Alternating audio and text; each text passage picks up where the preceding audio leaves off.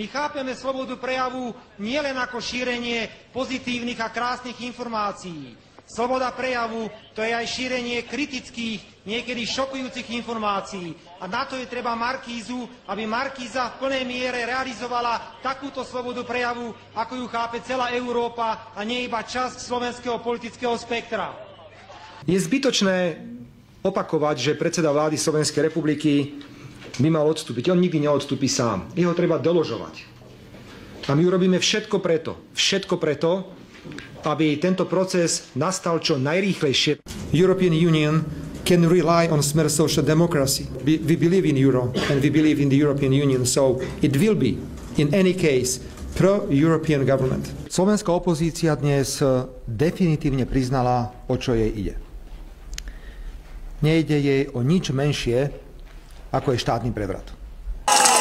Zakričme spoločne nikdy proti Rusku!